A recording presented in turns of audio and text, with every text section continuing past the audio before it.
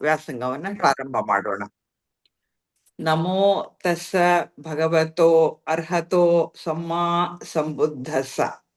ಭಗವಂತರಾದ ಭಗವಾನ್ ಬುದ್ಧರಿಗೆ ನಮಸ್ಕರಿಸುತ್ತಾ ಈ ದಿನದ ವ್ಯಾಸಂಗವನ್ನ ನಾವು ಪ್ರಾರಂಭ ಮಾಡೋಣ. ಧಮ್ಮಪದ ಅನ್ನುವಂತಹದ್ದು ಭಗವಾನ್ ಬುದ್ಧರ ಬೋಧೆಗಳನ್ನ ಒಳಗೊಂಡಂತಹ ಒಂದು ಗ್ರಂಥ. ಅದರ ಅಧ್ಯಯನವನ್ನ ಈಗಾಗಲೇ ನಾವು ಮಾಡ್ತಾ ಬಂದಿದ್ದೇವೆ. ಇವತ್ತು ಕೂಡ ಆ ಅಧ್ಯಯನವನ್ನ ಮುಂದುವರಿಸೋಣ. ಇವತ್ತಿನ ವ್ಯಾಸಂಗದ ಒಂದು ವಿಷಯ ಏನು ಅಂತ ಹೇಳಿದ್ರೆ ಅರ್ಹಂತ ವರ್ಗ ಅಂತ. ಅಂದ್ರೆ ಯಾವ ಸಾಧಕ ಈಗಾಗ್ಲೇ ತಮ್ಮ ದುಃಖ ನಿವಾರಣೆಯ ಮಾರ್ಗವನ್ನ ಯಶಸ್ವಿಯಾಗಿ ಕ್ರಮಿಸಿ ಮುಗಿಸ್ಬಿಟ್ಟಿದಾರೋ, ಅಂದ್ರೆ ಸಾಧನೆಯನ್ನ ಮುಕ್ತಾಯ ಮಾಡಿದಾರೋ ಅಂತವರು ಈಗಾಗ್ಲೇ ಮುಕ್ತರಾಗಿರುವಂತಹವರು.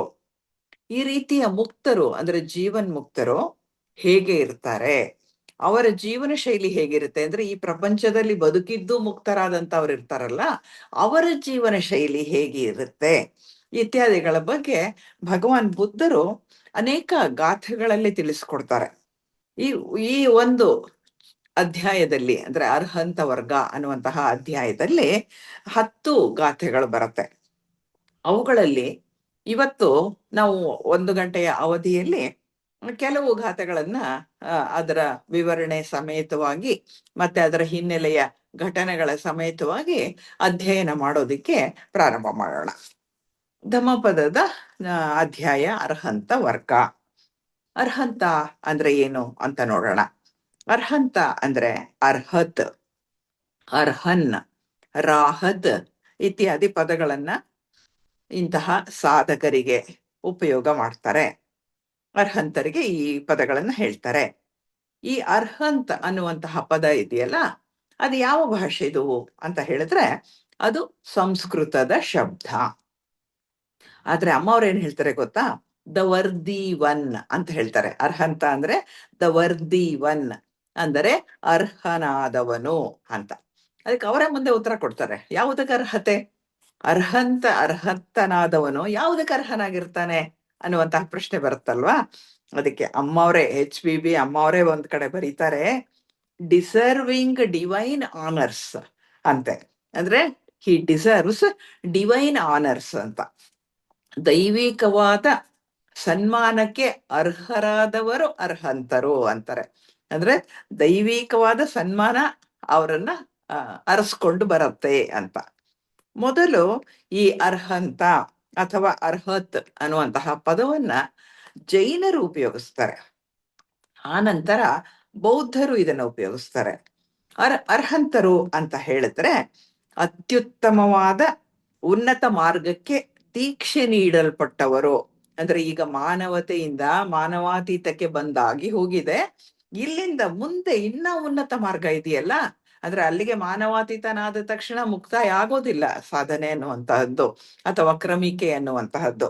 ಅಲ್ಲಿಂದ ಇನ್ನಷ್ಟು ಉನ್ನತ ಮಾರ್ಗಕ್ಕೆ ನಾವು ಹೋಗ್ಬೇಕಾಗತ್ತೆ.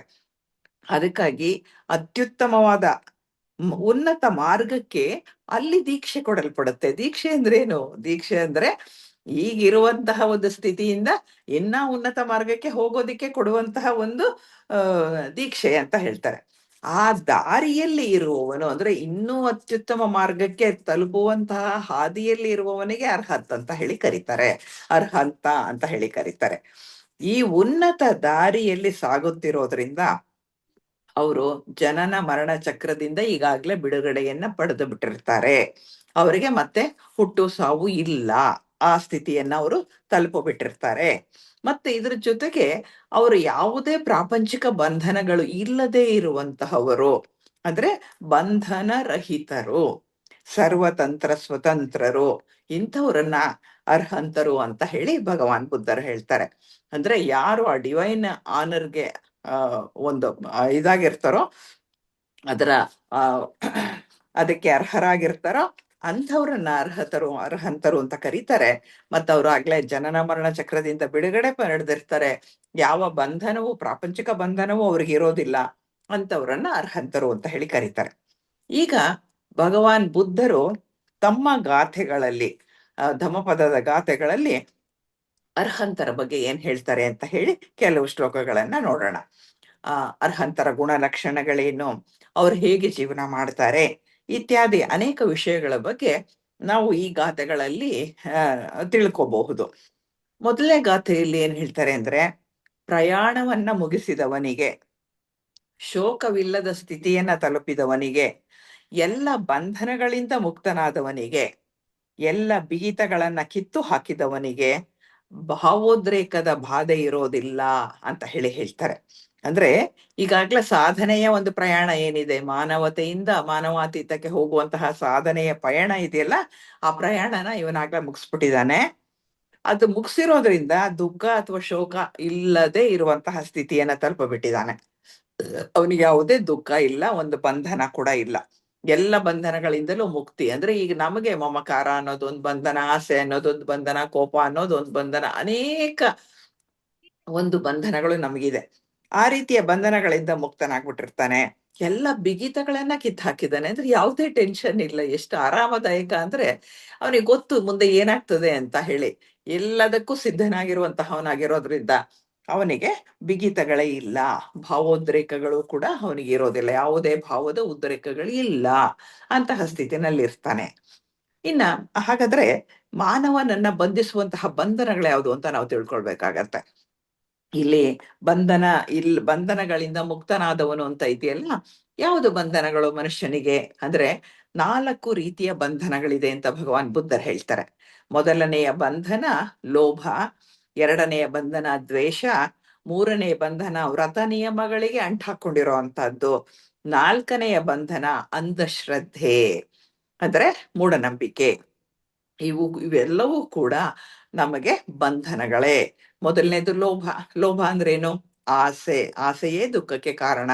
ಹಾಗಾಗಿ ನಮ್ಗೆ ಯಾವುದೇ ಆಸೆಯನ್ನ ನಮ್ಗೆ ತಡೆಯುವಂತಹ ಶಕ್ತಿ ಬರಬೇಕು, ಅದನ್ನ ಗೆಲ್ಲುವಂತಹ ಶಕ್ತಿ ಬರಬೇಕು, ಆಸೆಯೇ ಹುಟ್ಟಬಾರದು ಅನ್ನುವಂತಹ ಆ ಹಂತಕ್ಕೆ ನಮ್ಮನ್ನ ನಾವು ತೆಗೆದುಕೊಂಡು ಹೋಗ್ಬೇಕಾಗತ್ತೆ, ಪರಿಶುದ್ಧ ಮಾಡ್ಕೋಬೇಕಾಗತ್ತೆ.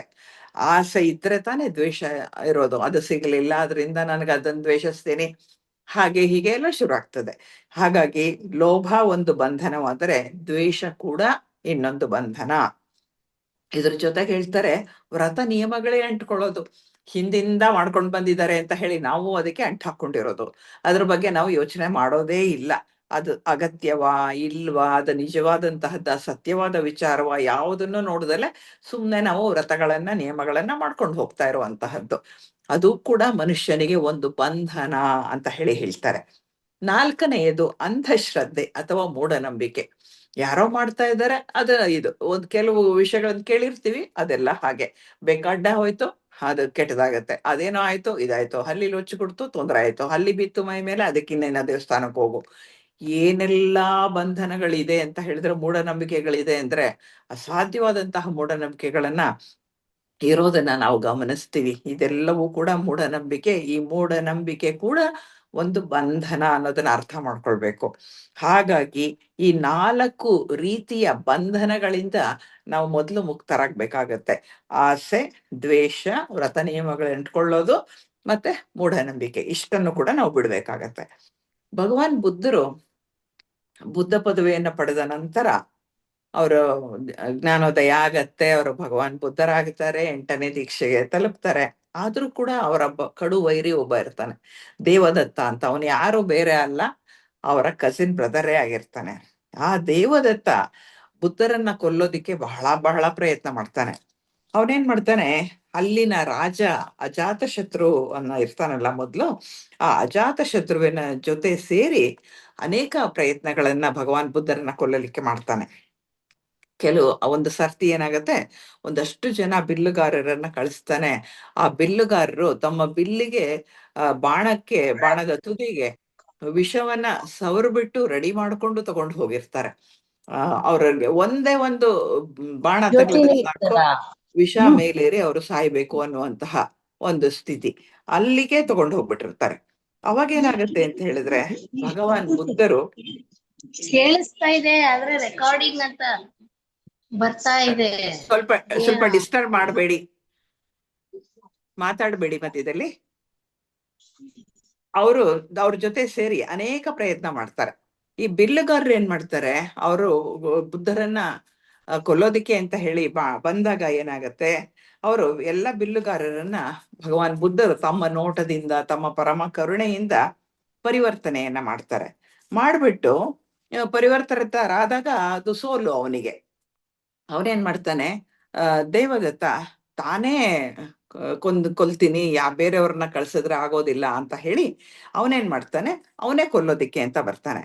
ಅವನು ಒಂದು ಗೃದ್ಧಕೂಟ ಅನ್ನುವಂತಹ ಒಂದು ಬೆಟ್ಟವನ್ನ ಹತ್ತಿ ಭಗವಾನ್ರು ಅದರ ಬುಡದಲ್ಲಿ ಹಾದು ಹೋಗೋದನ್ನ ಕಾಯ್ತಾ ಕೂತಿರ್ತಾನೆ. ಅಂದ್ರೆ ಒಂದು ಹಳ್ಳಿಯಿಂದ ಇನ್ನೊಂದು ಹಳ್ಳಿಗೆ ಕಾಲ್ನಡಿಗೆಯಲ್ಲಿ ಭಗವಾನ್ ಬುದ್ಧರು ಸಾಗುತ್ತಾ ಇರುವಾಗ ಆ ಮಧ್ಯದಲ್ಲಿರುವಂತಹ ಒಂದು ಪರ್ವತದ ಆ ಬೆಟ್ಟದ ಮೇಲೆ ಅವನು ಹೋಗಿ ಹತ್ತಿ ಕೂತ್ಕೊಂಡು ಅವನು ಕಾಯ್ತಾ ಇರ್ತಾನೆ, ಒಂದು ದೊಡ್ಡ ಬಂಡೆಯನ್ನ ಅವ್ರ ಮೇಲೆ ಬೀಳಿಸ್ಬಿಟ್ಟು ಅವ್ರನ್ನ ಸಾಯಿಸ್ಬಿಡ್ಬೇಕು ಅಂತ ಹೇಳಿ.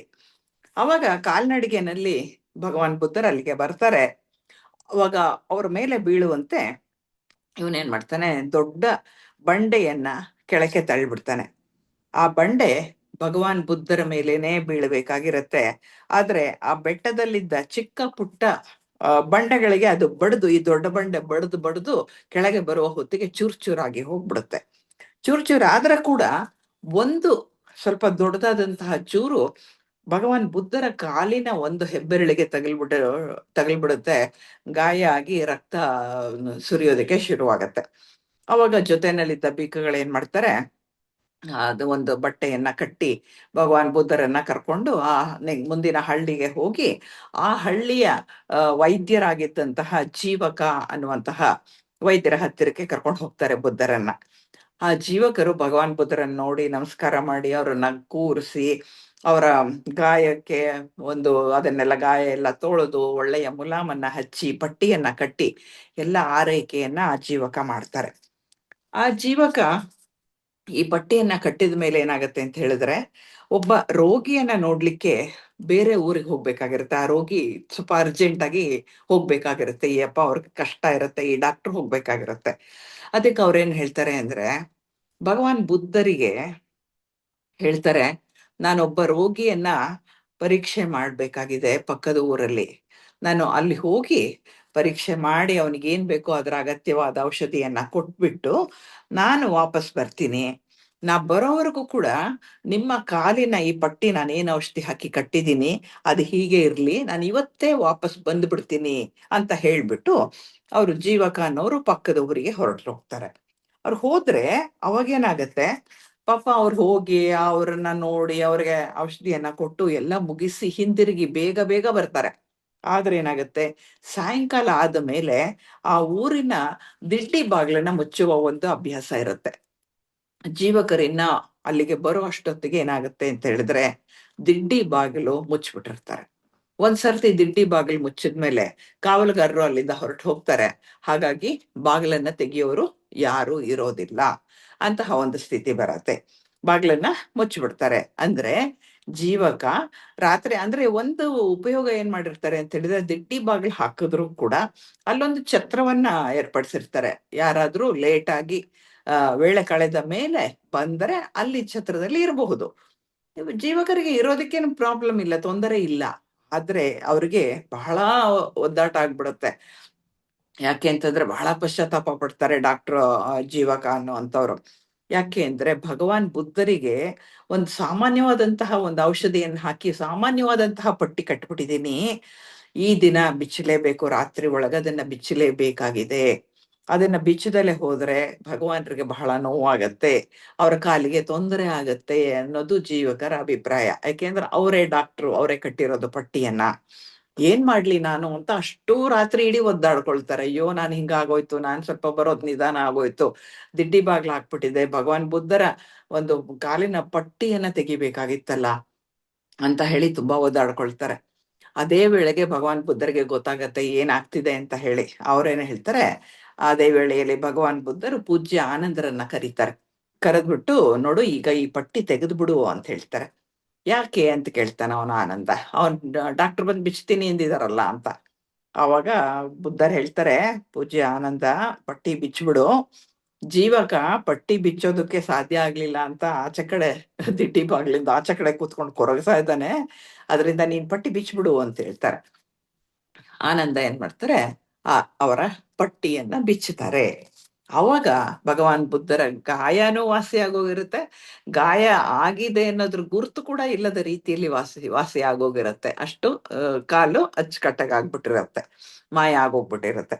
ಬೆಳಿಗ್ಗೆ ದಿಡ್ಡಿ ಬಾಗಲ್ ತೆಗೆದು ಕೂಡ್ಲೇನೆ ಜೀವಕ ಡಾಕ್ಟ್ರು ಓಡೋಡಿ ಬರ್ತಾನೆ, ಬಂದು ಭಗವಾನ್ರೇ ನನ್ನಿಂದ ಬಹಳ ಅಪರಾಧ ಆಗೋಯ್ತು, ನೀವು ಹೆಚ್ಚಿನ ನೋವನ್ನು ಅನುಭವಿಸ್ಬೇಕಾಯ್ತು ಅಂತ ಒದ್ದಾಡ್ಕೊಳ್ತಾರೆ. ಆಗ ಭಗವಾನ್ ಬುದ್ಧರು ಹೇಳ್ತಾರೆ, ಜೀವಕ, ಬುದ್ಧರಲ್ಲಿ ಎಲ್ಲ ದುಃಖಗಳು ನಾಶ ಆಗಿರ್ತವೆ. ಯಾವಾಗ ಬೋಧಿಸತ್ವ ಬುದ್ಧರಾದರೋ ಆಗಲೇ ಎಲ್ಲ ದುಃಖಗಳು ನಶಿಸಿ ಹೋದವು ಅಂತ ಹೇಳಿ ಈ ಒಂದು ಗಾಥೆಯನ್ನ ಅವ್ರು ಹೇಳ್ತಾರೆ. ಅಂದ್ರೆ ಮುಕ್ತರನ್ನ ಯಾವ ನೋವೂ ಸಹ ಕಾಡುವುದಿಲ್ಲ ಅಂತ ಹೇಳಿ. ಇದಕ್ಕೆ ಇತ್ತೀಚಿನ ಉದಾಹರಣೆ ಅಂದ್ರೆ ರಮಣ ಮಹರ್ಷಿಗಳ ಕೈ ತೊಂದರೆ ಆಗಿ ಅದು ಕೊಳೆತು ಹೋಗುವಂತಹ ಒಂದು ಸ್ಥಿತಿ ಬಂದಿದ್ರು ಕೂಡ ಅವರ ಆನಂದದ ಸ್ಥಿತಿನಲ್ಲೇ ಇರ್ತಿರ್ತಾರೆ.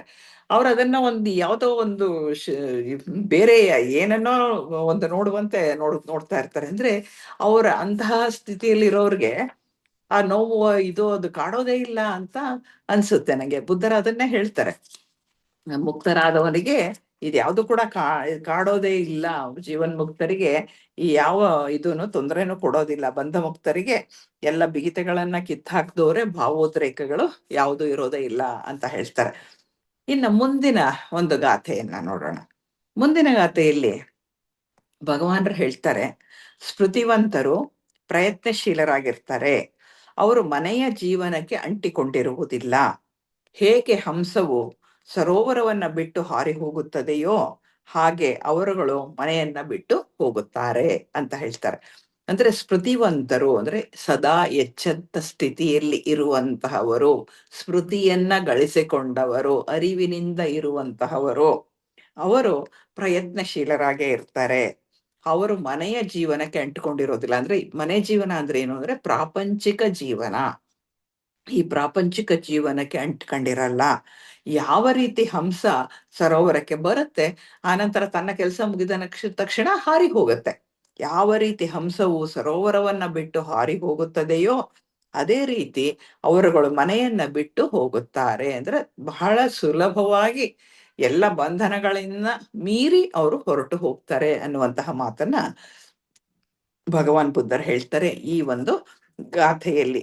ಅಂತಹವರು ಸದಾಕಾಲ ಅರಿವಿನಿಂದ ಇರ್ತಾರೆ, ಮತ್ತೆ ಸದಾಕಾಲ ಪ್ರಯತ್ನಶೀಲರಾಗಿಯೇ ಇರ್ತಾರೆ, ಸಾಂಸಾರಿಕ ಜೀವನಕ್ಕೆ ಅಂಟಿಕೊಂಡಿರುವುದಿಲ್ಲ ಅನ್ನೋದನ್ನ ಹೇಳ್ತಾರೆ. ಬಿಕ್ಕುಗಳಿಗೆ ಈ ಈ ಗಾಥೆಯನ್ನ ಅವರು ಯಾವಾಗ ಹೇಳಿದ್ರು ಅಂತ ಹೇಳಿದ್ರೆ, ಬಿಕ್ಕುಗಳಿಗೆ ಭಿಕ್ಷೆ ಸಿಗಲಿ ಬಿಡ್ಲಿ, ಅವ್ರು ಯಾವುದೋ ಊರಿನಲ್ಲಿ ಯಾವುದೇ ಮನೆಗೂ ಕೂಡ ಅಂಟ್ಕೊಂಡಿರಲ್ಲ, ಊರಿಗೂ ಅಂಟ್ಕೊಳ್ಳಲ್ಲ, ಮನೆಗೂ ಅಂಟ್ಕೊಳ್ಳಲ್ಲ. ಅವರ ಕೆಲಸ ಏನೋ ಪರಿವ್ರಾಜಕತೆ, ಅಂದ್ರೆ ಈ ಊರಿನಿಂದ ಸ್ವಲ್ಪ ದಿನ ಇದ್ದು ಇನ್ನೊಂದು ಊರಿಗೆ ಹೋಗೋದು. ಅಂದ್ರೆ ಇಲ್ಲಿದ್ದಾಗ ಕೂಡ ಕೆಲವು ಮನೆಗಳಲ್ಲಿ ಭಿಕ್ಷೆ ಬೇಡಿ ಅದನ್ನ ಉಪಯೋಗಿಸಿ ನಂತರ ಸಾಯಂಕಾಲ ಅಲ್ಲಿ ಹಳ್ಳಿಯ ಜನಗಳಿಗೆ ಧರ್ಮದ ಬೋಧನೆಯನ್ನು ಮಾಡುವಂತಹ ಕೆಲಸ. ಆ ಕೆಲಸವನ್ನ ಮುಗಿದ ಕೂಡಲೇ ಆ ಹಳ್ಳಿಯಲ್ಲಿ ಇರೋದಿಲ್ಲ, ಅವರು ಮುಂದಿನ ಹಳ್ಳಿಗೆ ಹೋಗ್ತಾರೆ, ಅಲ್ಲಿ ಆ ಕೆಲಸವನ್ನ ಮುಂದುವರಿಸ್ತಾರೆ. ಅಂದ್ರೆ ಅವರು ಒಂದು ಹಳ್ಳಿಗೂ ಅಂಟ್ಕೊಳ್ಳೋದಿಲ್ಲ, ಮನೆಗಳಿಗೂ ಅಂಟ್ಕೊಳ್ಳೋದಿಲ್ಲ. ಈ ಮನೆಯವರು ನನಗೆ ಒಳ್ಳೆ ಭಿಕ್ಷೆ ಹಾಕ್ತಾರೆ ಅಂತ ಅದೇ ಮನೆಗೆ ಮತ್ತೆ ಹೋಗುವಂತಹದ್ದು ಯಾವುದನ್ನು ಕೂಡ ಅವ್ರು ಮಾಡೋದಿಲ್ಲ. ಹಾಗಾಗಿ ಯಾವುದೇ ಬಂಧನಗಳಿಗೆ ಅವರು ಅತೀತರಾಗಿರ್ತಾರೆ. ಯಾವಾಗ ಬೇಕಾದ್ರೂ ಯಾವ ಊರನ್ನ ಬೇಕಾದ್ರೂ ಬಿಡ್ತಾರೆ, ಯಾವುದೇ ಮನೆಗೆ ಬೇಕಾದ್ರೂ ಭಿಕ್ಷೆ ಬಿಡಕ್ಕೆ ಹೋಗದೇ ಇರೋದಕ್ಕೆ ಕೂಡ ಸಾಧ್ಯ ಉಂಟು ಅಂತ ಅವರು ಬಂಧನ ರಹಿತರಾಗಿರ್ತಾರೆ ಅಂತ ಹೇಳಿ ಭಗವಾನ್ ಬುದ್ಧರು ಹೇಳ್ತಾರೆ. ಸ್ಮೃತಿವಂತರು ಪ್ರಯತ್ನಶೀಲರಾಗಿರ್ತಾರೆ, ಯಾವಾಗ ಬೇಕಾದ್ರೂ ಎಲ್ಲವನ್ನ ಬಿಟ್ಟು ಹೊರಟು ಹೋಗಬಲ್ಲರು. ಅಂದ್ರೆ ಅದಕ್ಕೆ ಅಟ್ಯಾಚ್ಮೆಂಟ್ ಅನ್ನುವಂಥದ್ದು ಇರಲ್ಲ, ಅವರಿಗೆ ಬಂಧನ ಇರೋದೇ ಇಲ್ಲ ಅಂತ ಹೇಳ್ತಾರೆ. ಮುಂದಿನ ಇನ್ನೊಂದು ಗಾಥೆ, ಯಾರು ಏನನ್ನು ಸಂಗ್ರಹ ಮಾಡುವುದಿಲ್ಲವೋ, ಯಾರಿಗೆ ಆಹಾರದ ಪೂರ್ಣ ಸ್ವರೂಪ ತಿಳಿದು ಅದರ ಸೇವನೆಯಲ್ಲಿ ಮಿತಿಯಿಂದ ಇರುತ್ತಾರೆಯೋ, ಯಾರ ಗುರಿಯು ಶೂನ್ಯವೋ ಕಾರ್ಯಕಾರಣವಲ್ಲದ್ದೂ ಆಗಿರುವ ವಿಮುಕ್ತಿಯನ್ನ ಗುರಿಯಾಗಿಸಿಕೊಂಡಿದ್ದಾರೋ ಅಂಥವರ ಗಮ್ಯಸ್ಥಾನವನ್ನ ಆಕಾಶದಲ್ಲಿ ಹಾರಿ ಹೋಗುವ ಪಕ್ಷಿಗಳ ದಾರಿಯಂತೆ ಗುರುತಿಸಲು ಸಾಧ್ಯವಿಲ್ಲ ಅಂತ ಹೇಳಿ ಬುದ್ಧರು ಹೇಳ್ತಾರೆ. ಅಂದ್ರೆ ಯಾರು ಏನನ್ನೂ ಸಂಗ್ರಹ ಮಾಡಲ್ಲ. ಸಂಗ್ರಹ ಅಂದ್ರೆ ಇಲ್ಲಿ ಎಷ್ಟೊಂದು ರೀತಿಯ ಸಂಗ್ರಹ ಇದೆ. ಮೊದಲನೇ ಸಂಗ್ರಹ ಯಾವುದು ಅಂದ್ರೆ ದವಸ ಧಾನ್ಯಗಳನ್ನ ನಾವು ಸಂಗ್ರಹಿಸುವಂಥದ್ದು, ಸಾಮಾನು ಸರಂಜಾಮುಗಳನ್ನ ಸಂಗ್ರಹಿಸುವಂತಹದ್ದು. ಇನ್ನೊಂದು ಸಂಗ್ರಹ ಇದೆ, ಏನು ಅಂದ್ರೆ ನನ್ನ ಅನುಭವಗಳನ್ನ ನಾನು ನೆನಪಿನಲ್ಲಿ ಸಂಗ್ರಹಿಸಿ ಇಟ್ಟುಕೊಳ್ಳುವುದು. ಇದು ಕೂಡ ಸಂಗ್ರಹವೇ. ಆದರೆ ಒಬ್ಬ ಭಿಕ್ಕು ಆದವನು ಅಥವಾ ಜೀವನ್ಮುಕ್ತನು ಏನನ್ನೂ ಸಂಗ್ರಹಿಸುವುದಿಲ್ಲ. ಅಂದ್ರೆ ಮನಸ್ಸಿನಲ್ಲಿ ಆಲೋಚನೆಗಳ ಕಂತೆಯನ್ನು ಕೂಡ ಸಂಗ್ರಹಿಸುವುದಿಲ್ಲ, ನೆನಪಿನ ಬುತ್ತಿಯನ್ನು ಕೂಡ ಅವನು ಇಟ್ಕೊಳ್ಳೋದಿಲ್ಲ. ಯಾವಾಗ ಏನನ್ನ ನೋಡಿದ್ರೆ ಯಾವ ಜ್ಞಾನ ಬೇಕೋ ಆ ಜ್ಞಾನ ತನಗೇ ಸಿಗ್ತಾ ಇರುವಾಗ ಏನನ್ನು ಸಂಗ್ರಹಿಸುವಂತಹ ಅವಶ್ಯಕತೆ ಅವರಿಗಿಲ್ಲ. ನಮ್ಗಾದ್ರೆ ಆ ಗ್ರಂಥ ಓದ್ಬೇಕು, ಅದನ್ನು ಓದಿ ಇದನ್ನ ತಿಳ್ಕೊಂಡಿದ್ದು ಜ್ಞಾಪಿಸ್ಕೊಂಡು ಕರೆಕ್ಟಾಗಿ ಹೇಳ್ಬೇಕು, ಇದೆಲ್ಲ ನಮಗಿರುತ್ತೆ.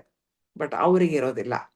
ಅವ್ರು ಏನನ್ನೂ ಸಂಗ್ರಹ ಮಾಡಲ್ಲ, ಸ್ಥೂಲವಾಗಿಯೂ ಸಂಗ್ರಹ ಮಾಡಲ್ಲ, ಮಾನಸಿಕವಾಗಿಯೂ ಸಂಗ್ರಹ ಮಾಡಲ್ಲ. ಅವರು ಯಾರು ಏನನ್ನೂ ಸಂಗ್ರಹ ಮಾಡುವುದಿಲ್ಲವೋ, ಯಾರಿಗೆ ಆಹಾರದ ಪೂರ್ಣ ಸ್ವರೂಪ ತಿಳಿದು ಅದರ ಸೇವನೆಯಲ್ಲಿ ಮಿತಿ ಇರುವರೋ, ಅಂದ್ರೆ ಆಹಾರ ಅಂದ್ರೆ ಏನು, ಅದಿರೋದು ಯಾತಕ್ಕೆ ಅನ್ನೋದನ್ನ ಅರ್ಥ ಮಾಡ್ಕೊಂಡಿರ್ತಾರ ಅವರು. ಆಹಾರ ಇರುವುದು ದೇಹದ ಪೋಷಣೆಗೆ. ಆ ದೇಹ ತನ್ನ ಸಾಧನೆಯನ್ನ ಮಾಡ್ಲಿಕ್ಕೆ ಎಷ್ಟು ಅಗತ್ಯವೋ ಅಷ್ಟು ಆಹಾರವನ್ನ ಮಾತ್ರ ಸೇವಿಸಿದರೆ ಸಾಕು. ಅದಕ್ಕಿಂತ ಅನಗತ್ಯವಾದ ಆಹಾರದ ಸೇವನೆ ಕೂಡ ಅದು ಸರಿಯಾದದ್ದಲ್ಲ.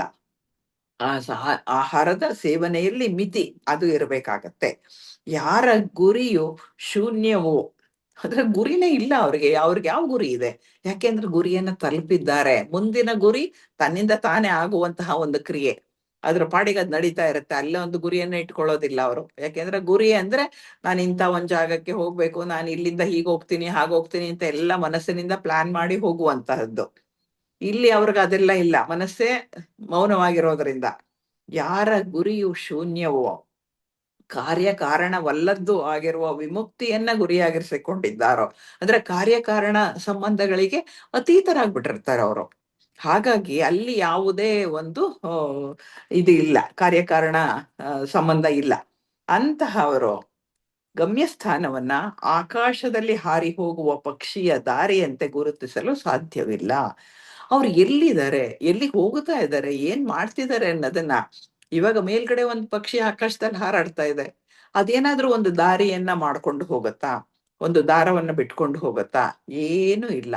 ಅದು ಹಾರಿದ ದಾರಿಯನ್ನ ನಾವು ಕಂಡುಹಿಡಿಯೋದಕ್ಕೆ ಸಾಧ್ಯ ಇಲ್ಲ.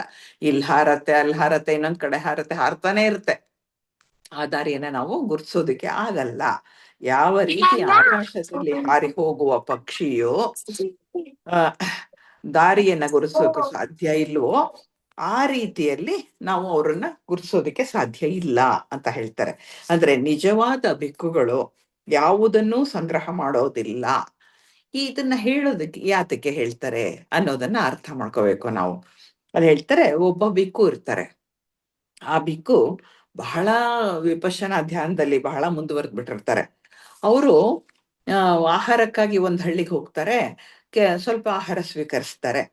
ಆಮೇಲೆ ಏನ್ ಮಾಡ್ತಾರೆ, ತಂದು ಮನೆಯಲ್ಲಿ ತಂದ ತಕ್ಷಣ ಅವರ ಆ ಗುಡಿಸ್ಲಿಗೆ ತರ್ತಾರೆ. ತಂದವ್ರು ಏನ್ ಮಾಡ್ತಾರೆ, ಇನ್ನೊಂದ್ಸಲ ಹೋಗ್ತಾರೆ ಆಹಾರ ಸ್ವೀಕರಿಸೋದಕ್ಕೆ. ಹೋಗಿ ಮತ್ತೊಂದಿಷ್ಟು ಧಾನ್ಯ, ಒಂದ್ ಸ್ವಲ್ಪ ಅನ್ನ ಸಂಗ್ರಹ ಮಾಡ್ಕೊಂಡ್ ಬರ್ತಾರೆ. ಬಂದಿದ್ದನ್ನ ಏನ್ ಮಾಡ್ತಾರೆ, ಒಂದ್ ಕಲ್ಲನ್ನ ಶುದ್ಧ ಮಾಡಿಬಿಟ್ಟು ಅದ್ರ ಮೇಲೆ ಅನ್ನದಗಳನ್ನೆಲ್ಲ ಹಾಕ್ಬಿಟ್ಟು ಬಿಸಿಲಿಗೆ ಬಿಟ್ಬಿಡ್ತಾರೆ. ಅದೆಲ್ಲ ಸಂಜೆ ಹೊತ್ತಿಗೆ ಒಣಗಿ ಅಕ್ಕಿ ತರ ಆಗೋಗುತ್ತೆ. ಅವ್ರೇನ್ ಮಾಡ್ತಾರೆ, ಇದನ್ನ ಸಂಗ್ರಹ ಮಾಡ್ತಾರೆ. ಸಂಗ್ರಹ ಮಾಡಿದವರು ಅದನ್ನ ಎತ್ತಿಟ್ಕೊಳ್ತಾರೆ. ಎತ್ತಿಟ್ಕೊಂಡವ್ರು ಏನ್ ಮಾಡ್ತಾರೆ, 2-3 ದಿವಸ ಆದ್ರೂ ಅವ್ರು ಭಿಕ್ಷೆಗೆ ಹೋಗೋದೇ ಇಲ್ಲ. ನಿರಂತರವಾಗಿ ಧ್ಯಾನದಲ್ಲಿರ್ತಾರೆ. ಯಾವಾಗ ಒಂದು ಹೊಟ್ಟೆಯ ಹಸಿವಾಗತ್ತೋ ಅಥವಾ ಅದರ ಅಗತ್ಯ ಬೀಳುತ್ತೋ ಅವಾಗ ಏನ್ ಮಾಡ್ತಾರೆ, ಅವ್ರು ಎದ್ದು ಬಿಟ್ಟು ಧ್ಯಾನದಿಂದ ಎದ್ದು ಆ ಒಣಗೋಗಿರುತ್ತಲ್ಲ ಅನ್ನ, ಅಕ್ಕಿ ತರ ಆಗೋಗಿರುತ್ತಲ್ಲ, ಅದನ್ನ ಸ್ವಲ್ಪ ನೀರ್ನಲ್ಲಿ ಹಾಕಿ ಇಟ್ಬಿಡೋದು. ಒಂದ್ ಅರ್ಧ ಗಂಟೆ ಆದ್ರೆ ಅದು ಮತ್ತೆ ನೆಂದ್ಬಿಟ್ಟು ಅನ್ನ ಆಗತ್ತೆ. ಅವಾಗ ಏನಾಗತ್ತೆ, ಅದನ್ನೇ ಸ್ವಲ್ಪ ತಿಂದ್ಬಿಡೋದು, ಮತ್ತೆ ಕುತ್ಕೊಂಡ್ಬಿಡೋದು ಧ್ಯಾನಕ್ಕೆ. ಈ ರೀತಿ ಮಾಡ್ತಾರೆ. ಆದ್ರೆ ಬೇರೆ ಭಿಕ್ಕುಗಳೇನ್ ಮಾಡ್ತಾರೆ, ಇದನ್ನ ನೋಡಿರ್ತಾರೆ. ಅವರು ಈ ಒಣಗಿಸಿದ್ದು, ಈ ಧಾನ್ಯ ತಿಂದಿದ್ದು, ಮತ್ತೆ 2-3 ದಿನ ಅವರು ಭಿಕ್ಷೆಗೆ ಹೋಗ್ದಲೇ ಇರೋದು, ಇದನ್ನ ಅವ್ರು ಗಮನಿಸೋದಿಲ್ಲ. ಮೊದ್ಲೇದಾಗಿ ಅವರು ಸಂಗ್ರಹ ಮಾಡಿದ್ರು ಅನ್ನೋದು ಅವ್ರಿಗೆ ಮನಸ್ಸಿನಲ್ಲಿ ಇದಾಗ್ತಾ ಇರತ್ತೆ. ಅವ್ರೇನ್ ಮಾಡ್ತಾರೆ, ಒಂದಷ್ಟು ಜನ ಭಿಕ್ಕುಗಳು ಭಗವಾನ್ ಬುದ್ಧರ ಹತ್ರ ಹೋಗ್ಬಿಟ್ಟು ದೂರ ಹೇಳ್ತಾರೆ. ಏನ್ ದೂರ ಹೇಳ್ತಾರೆ ಅಂತ ಹೇಳಿದ್ರೆ, ಆತ ಆ, ಆಹಾರದ ಸಂಗ್ರಹಣೆ ಮಾಡ್ಬಿಟ್ಟ, ಧಾನ್ಯದ ಸಂಗ್ರಹಣೆ ಮಾಡ್ಬಿಟ್ಟ ಅಂತ ಹೇಳ್ತಾರೆ. ಆವಾಗ ಭಗವಾನ್ ಬುದ್ಧರ್ ಹೇಳ್ತಾರೆ, ಆತ ಏನನ್ನಾದ್ರೂ ಸಂಗ್ರಹ ಮಾಡಬೇಕು ಅಂತ ಆಹಾರ ಸಂಗ್ರಹ ಮಾಡಲಿಲ್ಲ, ಬದಲಾಗಿ ಅವರು ಸಮಯದ ಉಳಿತಾಯ ಮಾಡ್ಲಿಕ್ಕೋಸ್ಕರವಾಗಿ ಈ ರೀತಿಯ ಆ, ಒಂದು ಧಾನ್ಯದ ಸಂಗ್ರಹ ಮಾಡಿಕೊಂಡ್ರು 2-3 ದಿವಸಗಳಿಗೆ ಆಗುವಷ್ಟು. ಅವನು ನಿರ್ದೋಷಿ. ಆ ಭಿಕ್ಷೆ ಬೇಡುವ ವೇಳೆ ಇತ್ತಲ್ಲ, ಅದನ್ನೂ ಕೂಡ ತನ್ನ ಧ್ಯಾನಕ್ಕೆ ಉಪಯೋಗಿಸ್ಕೊಂಡು ಬಹಳಷ್ಟು ಮುಂದುವರೆದು ಬಿಟ್ಟಿದ್ದಾನೆ ಇವನಾಗ್ಲೇ. ಯಾಕೆಂದ್ರೆ 3 ದಿನಗಳ ಕಾಲ ಎಲ್ಲಿಯೂ ಹೊರಗೆ ಹೋಗದೆ ಅದೇ ಸ್ಥಳದಲ್ಲಿ ಕುಳಿತು ವಿಪಶ್ಯನಾ ಧ್ಯಾನದಲ್ಲಿ ತನ್ನನ್ನ ತಾನು ತೊಡಗಿಸ್ಕೊಂಡು ಬಹಳಷ್ಟು ಮುಂದಕ್ಕೆ ಹೋಗ್ಬಿಟ್ಟಿದ್ದಾನೆ ಅಂತ ಹೇಳಿ, ಬಹಳ ಮೇಲಕ್ಕೇರಿದ ಉನ್ನತ ಸ್ಥಿತಿಗೆ ತಲುಪಿದಾನೆ. ಅವನು ಯಾವ ಸ್ಥಾನ ತಲುಪಿದಾನೆ ಅನ್ನೋದನ್ನ ನಿಮ್ಗೆ ಅರ್ಥ ಮಾಡ್ಕೊಳಕ್ ಆಗೋದಿಲ್ಲ ಅಂತ ಹೇಳ್ತಾ, ಯಾಕೆ ಅಂದ್ರೆ ಆಕಾಶದಲ್ಲಿ ಹಾರಿ ಹೋಗುವ ಪಕ್ಷಿಯ ದಾರಿಯನ್ನ ಯಾವ ರೀತಿ ನಿಮ್ಗೆ ತಿಳಿಯಕ್ ಸಾಧ್ಯ ಇಲ್ವೋ, ಅದೇ ರೀತಿ ನಿಮಗೆ ಅವನ ಗಮ್ಯ ಸ್ಥಾನವನ್ನ ತಿಳಿಯೋಕ್ ಸಾಧ್ಯ ಇಲ್ಲ. ಅವನಿಗಾಗ್ಲೇ ಬಹಳ ದೂರ, ನಿಮ್ಮೆಲ್ಲರಿಗಿಂತ ಬಹಳ ದೂರ ಮುಂದಕ್ಕೆ ಸಾಗ್ಬಿಟ್ಟಿದ್ದಾನೆ ಧ್ಯಾನದಲ್ಲಿ ಅಂತ ಹೇಳಿ ಭಗವಾನ್ ಬುದ್ಧರ್ ಹೇಳ್ತಾರೆ. ಅಂದ್ರೆ ಅವರು ಸಂಗ್ರಹಣೆ ಮಾಡಲ್ಲ.